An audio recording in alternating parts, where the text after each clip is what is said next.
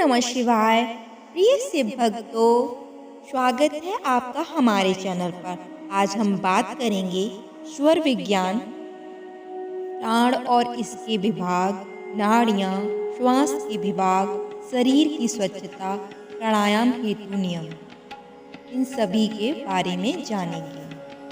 क्या आप जानते हैं कि हमारे श्वास के स्वर न केवल हमारे स्वास्थ्य बल्कि हमारे जीवन के हर पहलू को प्रभावित करते हैं। स्वर विज्ञान एक ऐसी अद्वितीय विद्या है जो हमारे शरीर, मन और आत्मा के बीच संबंध को समझने का मार्ग दिखाती है। तो जुड़े रहिए हमारे साथ, क्योंकि इस वीडियो में हम आपको बताएंगे स्वर विज्ञान के विभिन्न पहलुओं के बारे में। चलिए शुरू करते हैं। प्राण और इसके विभाग।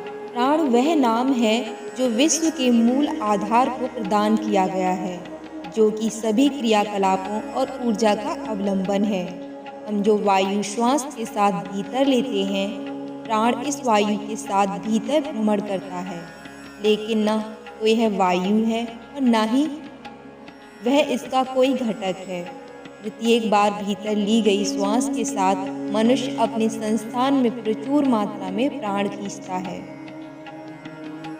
मात्र चूंकि इसमें प्राण वायु होती है, इसीलिए यह जीवन को अवलंबन प्रदान नहीं कर सकती, ना ही इसके द्वारा यह स्थूल भौतिक शरीर को बनाए रख सकती है। इन कार्यों के लिए इसमें प्रचुर मात्रा में प्राण होना चाहिए।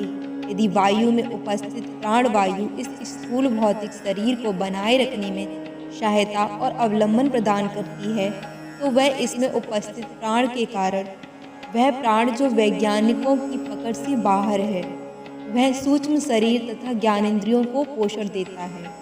लिंग शरीर डॉक्टरों के परीक्षणों से बाहर है। रोग का मूल अनिवार्यतः सूक्ष्म शरीर में होता है।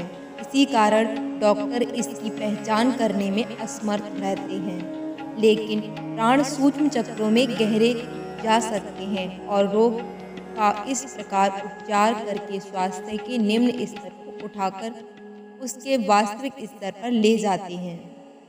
प्राण भौतिक शरीर के नाड़ी संस्थान का पोषण करते हैं और मन द्वारा इसका उपयोग किया जाता है तथा संकल्प शक्ति और विचार आदि द्वारा इसका उपभोग किया जाता है। यहाँ तक कि हमारे शारीरिक क्रियाएं, मांसपेशियां तथा अंगों के संचालन हेतु नाड़ी शक्ति, जो कि प्राण ही है, के कुछ अंश की आवश्यकता होती है। इस तथ्य को दृष्टि में रखते हुए कि हम ब्रह्मांड में अपने प्राण की आपूर्ति श्वसन संस्थान द्वारा करते हैं, हमें यह जानना चाहिए कि हम अपने श्वसन संस्थान को किस प्रकार स्वस्थ रखें तथा यह किस प्रकार प्राण कार्य हमारे कार्यों में सहायता करता है और हमारे शरीर में किस प्रकार परिभ्रमण करता है। नाड़ियाँ। नाड़ी प्राण हेतु वाहन है। जिस प्रकार रक्त का संचरण छोटी तथा बड़ी रक्तवाहिनियों में होता है, उसी प्रकार नाड़ियों द्वारा प्राण हमारे शरीर में विभिन्न भागों में ले जाया जाता है। मानव शरीर में 72,000 नाड़ियाँ हैं। वे सूक्ष्म शरीर से संबंधित हैं तथा हम उन भौतिक नेत्रों से नहीं देख सकते, तो भी हम सूक्ष्म अंतर्दृष्टि द्वारा इन नाड़ियों में प्राण के आवागमन का अनुभव कर सकते हैं। ये आंतरिक अथवा सूक्ष्म शरीर में व्याप्त हैं और प्राण के संचरण पर निर्भर हैं। उनका उद्भव नाभि क्षेत्र कंद स्थान से होता है। मूलाधार चक्र में कुंडली सर्प शक्ति के स्थान पर एक नाड़ी है, जो सर्प की भांति कुंडली मारे हुए है। यहाँ से 20 नाड़ियों का उद्भव होता है। इनमें से 10 ऊपर की ओर जाती हैं और 10 नीचे की ओर जाती हैं। यहाँ एक चक्र है जो 10 नाड़ियों से निर्मित है। ये है ईड़ा, पिंगला, सुषुम्ना, गांधारी, हस्तजिह्वा, पूषा, अलम्बुसा, कुहू, शाकिनी तथा शारदा। उपरोक्त 10 में से ईड़ा, पिंगला तथा सुषुम्ना अपने भीतर मारुत अथवा जीवन की श्वास लेकर जाती हैं। सुषुम्ना का पथकाल पथ कहलाता है और यह ब्रह्मरंध्र को जाता है। ब्रह्मरंध्र अर्थात वह द्वार जो चिदाकाश अथवा ब्रह्मलोक परम चेतना जो अद्वैत है हो जाता है। पूषा तथा अलम्बुषा नेत्र से, गांधारी तथा हस्त जिह्वा कर्ण से, शाकिनी पीनियल ग्रंथि से, शाकिनी पीनियल ग्रंथि के ऊपर स्थित छिद्र में गुहा गुदा से तथा सारदा मुख से संबंधित है। श्वास के विभाग। हम श्वास लेने के द्वारा वायु को जिस प्राण अथवा जीवन शक्ति को पुनः 10 विभागों में बांटा गया है, लेकिन इनमें से विभाजित करने के बाद भी उसकी पूर्णता बनी रहती है। ये विभाग जीव के क्रियाकलापों के अनुसार किए गए हैं, जिनका संचालन जीव प्राण के द्वारा संचालित करता है। ये प्राण हैं अपान, व्यान, उदान, समान, नाग, कूर्म, विकल, देवदत्त तथा धनंजय। प्राण इनमें से सर्वोच्च है और यह निम्न अंगों में कार्य करता है: मुख संबंधी क्षेत्र, नासारंध्र, नाभि तथा हृदय कवल। यह ध्वनि उच्चारण, श्वास की अल्पता तथा कफ हेतु कारण है। अपान गुदा शिश्न तथा उसके आसपास से कार्य करता है। यह जांघों, अंडकोश में तथा नाभि गुहा के नीचे स्पंदित होती है। यह शरीर के भागों तथा ऊपरी भागों को सक्रिय करता है तथा मूल मूत्र के विसर्जन तथा बाह्य निष्कासन में सहायता करता है। जो कार्य प्राण और अपान अपने संबंधित क्षेत्रों में संपादित नहीं करते, उनका नियंत्रण व्यान करता है। यह नेत्रों, कर्ण, कमर, नासारंध्रों तथा गुप्तांग क्षेत्र में विचरण करता है। समान संपूर्ण शरीर में व्याप्त रहता है तथा यह समस्त 72,000 नाड़ियों में परिभ्रमण करता है और अपने साथ जठरांग लेकर जाता है। यह मनुष्य द्वारा ग्रहण किए गए भोजन के पाचन में तथा लिए गए संपूर्ण भोजन के उपयोग में सहायता करता है। उदान का कार्य क्षेत्र सभी जोड़ एवं गला है।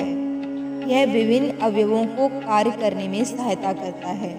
नांग बाड़ी पर नियंत्रण करता है, जबकि कुर्म पलक झपकने हेतु उत्तरदायी है। कृकल भूख और प्यास का कारण है। देवदत्त विस्तार जैसे जम्हाई आदि से संबंधित है। धनंजय कान बंद करने पर भी जो ध्वनि सुनाई देती है उसका कारण है। शरीर की स्वच्छता। प्राण के हमारे प्रत्येक क्रियाकलाप से जुड़े होने के कारण, गुण के कारण प्राण का उचित प्रकार से कार्य करना कितना महत्वपूर्ण है, यह हमने अभी जाना। इसीलिए हमें इस भौतिक तथा सूक्ष्म शरीर को सदैव स्वच्छ रखना चाहिए तथा नाड़ियों में प्राण के प्रभाव में सहायता करनी चाहिए, अन्यथा इनसे संबंधित कार्यों में बाधा पड़ेगी और शरीर रोगी हो जाएगा। प्राण की सहायता से शरीर और मन को स्वस्थ रखने की कला 3 अवस्थाओं में पूरक, रेचक और कुंभक से निर्मित है। प्रारंभ करते समय ईड़ा नाड़ी, चंद्र नाड़ी अथवा बायां नासारंध्र से श्वास भीतर लें और पिंगला नाड़ी, सूर्य नाड़ी अथवा दाहिना नासारंध्र से श्वास बाहर छोड़ें। सर्वप्रथम यह अभ्यास दिन में 3 बार प्रातः, मध्याह्न एवं सायंकाल 1 माह तक करें। इसे 20 बार से धीरे धीरे 100 बार तक दिन प्रतिदिन बढ़ाएं। प्रत्येक बार 100 तक हो जाने पर आगे बढ़ना है। 1 माह तक मात्र यही अभ्यास करना है। पद्मासन में बैठकर उद्यान बंद लगाएं। सहज रूप से श्वास बाहर निकाल दें। किसी प्रकार की आवाज़ ना करें और ना ही बलपूर्वक करें। श्वास को बाहर निकालते समय धीरे धीरे बिना झटके के रेचक करें और लक्ष्य 5वां निलय अथवा 16वीं कला को रखें। यह रेचक है। यह सभी पापों को भस्मीभूत करता है और आकर्षक व्यक्तित्व प्रदान करता है। पूरक का अर्थ है भरना। पूरक करते समय श्वास भीतर लेते हुए संपूर्ण शरीर को जीवन अथवा जीवन शक्ति से भरना चाहिए। यह ध्यान रखें कि इस क्रिया में शरीर का प्रत्येक अंग प्राण अथवा जीवन शक्ति से परिपूर्ण हो जाए। पूरक भी बिना शीघ्रता के, बिना झटके के किया जाना चाहिए। पूरक तब तक किया जाना चाहिए जब तक हमें सिर के शीर्ष में इसका अनुभव होने लगे। यह पौरुष, साहस, शक्ति, वृद्धि, पूर्णता तथा व्यक्तित्व में दिव्य कांति प्रदान करता है। इसके पश्चात तीसरी क्रिया है ली गई सांस को रोककर रखना। शरीर को हिलाए डुलाए बिना श्वास को रोकने का प्रयत्न करें। इसे कुंभक कहते हैं। यदि आपको कष्ट होने लगे तो बिना किसी भय अथवा चिंता के श्वास को धीरे से बाहर निकाल दें। श्वास भीतर रोकने में अपनी संकल्प शक्ति का प्रयोग करें। कुंभक के समय निरंतर श्वास भीतर लेकर बल प्रयोग न करें। कुंभक से शरीर के भीतर उपस्थित समस्त विष जल जाते हैं, भोजन का पाचन होता है तथा यह सभी दुर्गुणों का नाश करता है। कुंभक का अभ्यास दूसरे माह से प्रारंभ करना चाहिए, इससे पूर्व नहीं। संपूर्ण प्रथम माह श्वास भीतर लेने, पूरक और बाहर छोड़ने रेचक में ये लगाया जाना चाहिए। इससे नाड़ियाँ शुद्ध होती हैं और कुंभक हेतु तैयार हो जाती हैं। प्राणायाम हेतु नियम। जो प्राणायाम का अभ्यास करते हैं उन्हें अपने गुरु से प्राप्त निर्देशों के साथ निम्न नियमों का पालन करना चाहिए। सात्विक आहार लें, जिसमें मिर्च, नमक, खट्टे तथा तीखे पदार्थ ना हों। शराब, मांस, तंबाकू आदि से परहेज रखें तथा ब्रह्मचर्य का पालन करें। कभी भी ठंडे पानी से तथा नदी अथवा तालाब में स्नान न करें। गुनगुने पानी से स्नान करें। चूँकि प्राणायाम से आंतरिक रूप से अत्यधिक उष्णता उत्पन्न होती है, इसलिए ठंडे पानी से स्नान करने पे सर्दी खांसी हो सकती है। कुंभक का अभ्यास सामान्यतः प्रातःकाल, शीघ्र अथवा संध्या को करना चाहिए, जब वातावरण सामान्यतः शीतल होता है। यह अधिक अच्छा होगा। यदि प्राणायाम का अभ्यास नदी के किनारे, बगीचे में अथवा योगियों द्वारा बताए गए एकांत स्थान में किया जाए। प्राणायाम का अभ्यास तब करना चाहिए जब शुद्ध और ताज़ी वायु बह रही हो तथा यह शहर के प्रदूषण से मुक्त हो, अन्यथा आप अपने संस्थान में वायु में उपस्थित अशुद्धियों को ले लेंगे।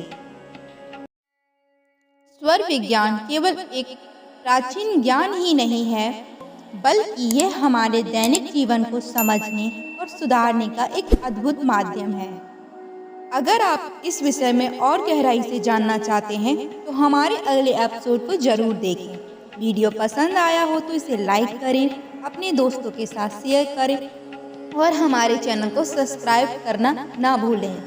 नीचे कमेंट में हमें बताएं यह आपको जानकारी कैसी लगी और आप स्वर विज्ञान के किस पहलू के बारे में और जानना चाहते हैं। इस वीडियो को अंत तक देखने के लिए आपका हार्दिक धन्यवाद और जुड़े रहिए। तब तक के लिए स्वस्थ रहें, मस्त रहें।